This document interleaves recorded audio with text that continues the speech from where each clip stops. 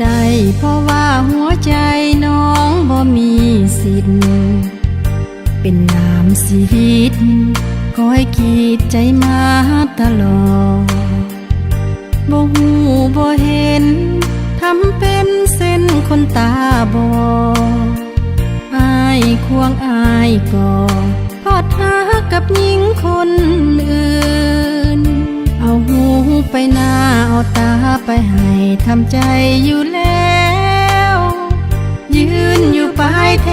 วสิ้นแล้วหากเคยหวานซึ้งฝืนยิ้มเต็มหน้าแต่ว่าน้องสุดกำกืนแต่ก็ทนฝืนทุกคืนนอนกินน้ำตาอ้ายหลายใจหรือว่าน้องดีบ่พอบอกน้องได้บอกขอหยังหลายดอกนาถ้าอ้ายหักเขาก็เอาหักน้องคืนมา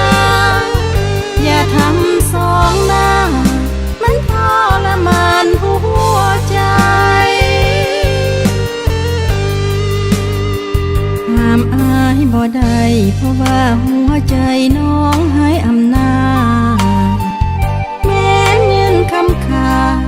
บ่อาจดึงตัวอายไว้เมื่อเป็นเช่นนี้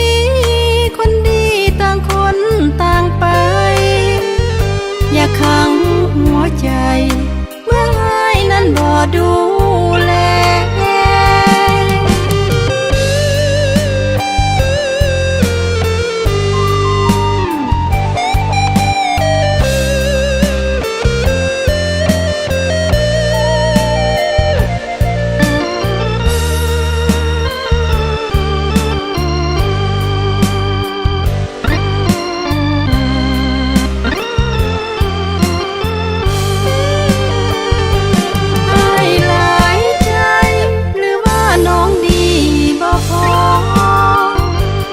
น้องได้บอกขอหยังหลายดอกนาถ้าอายหักเขาก็เอาหักน้องคืนมาอย่าทำสองหน้ามันทรมานหัวใจห้ามอายบ่ได้เพราะว่าหัวใจน้องให้อำนาจคำขาบ่อาจดึงตัวอายไว้เมื่อเป็นเช่นนี้คนดีต่างคนต่างไปอย่าขังหัวใจเมื่ออายนั้นบ่ดูแล